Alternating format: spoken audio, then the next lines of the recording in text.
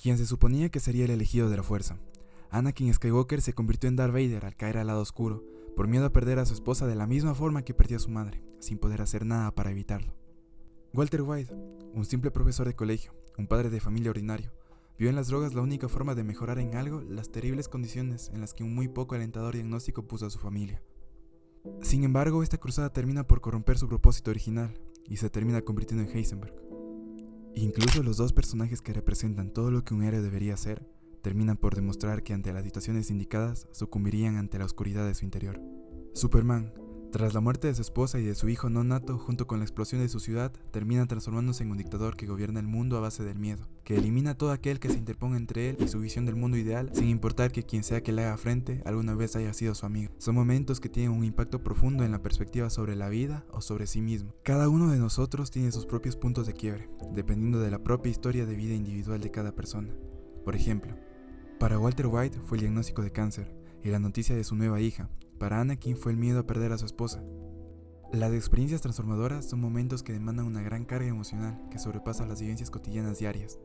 El superar estos retos puede servir como autoactualización. El individuo, tomando esa nueva experiencia, esos nuevos conocimientos y sabiduría, puede evolucionar en una versión más capaz de enfrentarse al mundo. Sencillamente es crecer y madurar.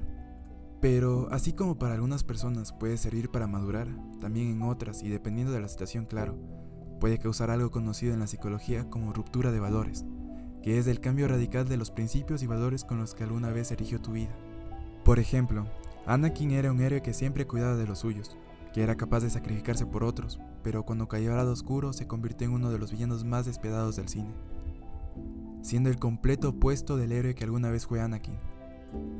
Y antes de seguir, quiero aclarar que hablo del heroísmo y de su opuesto como las diferentes formas de afrontar la vida, no como la definición narrativa de la trama de una película, sino que me refiero a los comportamientos que puedan o no ser autodestructivos o nocivos tanto para uno mismo como para las personas cercanas a nosotros. Por un momento volvamos a los personajes que mencioné al inicio. Últimamente ha existido una tendencia a empatizar con las acciones de los villanos, llegando incluso a justificarlas. Pero también hay que tener cuidado con justificar las malas decisiones y comportamientos basándonos solamente en el contexto de lo que vivimos. Esto está bien para personajes de ficción, ya que eso significa lo bien que están escritos, pero no para la vida real. La realidad es diferente, pues en la gran mayoría de situaciones tienes el derecho a elegir cómo afrontar lo que la vida te pone enfrente.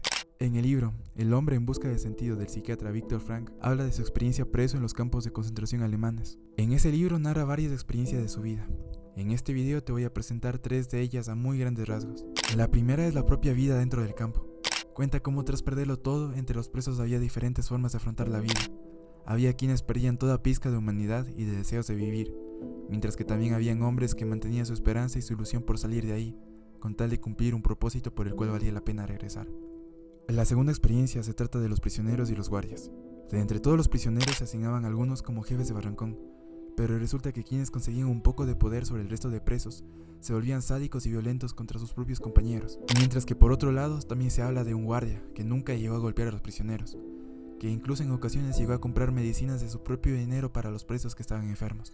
La última situación que quiero presentar es de un joven inválido, que se acababa de enterar que no viviría por mucho tiempo, y que no existía operación alguna que pueda mejorar en algo su situación, pero a pesar de esas terribles noticias, esperaba su muerte con valor y dignidad, ya que sabía que no podía hacer nada para cambiar la situación. Una situación similar en películas sería el final de los músicos en Titanic, quienes tras saber que no hay forma en la que puedan salvarse, deciden tocar hasta el último. Porque tal vez no puedas elegir qué vivir, pero sí puedes elegir cómo vas a afrontar la historia que día a día vives, como el protagonista de tu propia película. Por mucho tiempo me la pasé justificando lo mala persona que fui, o las pésimas decisiones que tomaba al victimizarme y creer que tenía el derecho a todo, el derecho a ser como era. Pero en realidad no es así. La decisión siempre va a ser tuya, no de tu entorno, no de tu familia, no de tus amigos, ni siquiera de las circunstancias. Es simplemente tu decisión. Porque día a día tú eres el único escritor de tu propia vida. Y siempre va a ser así.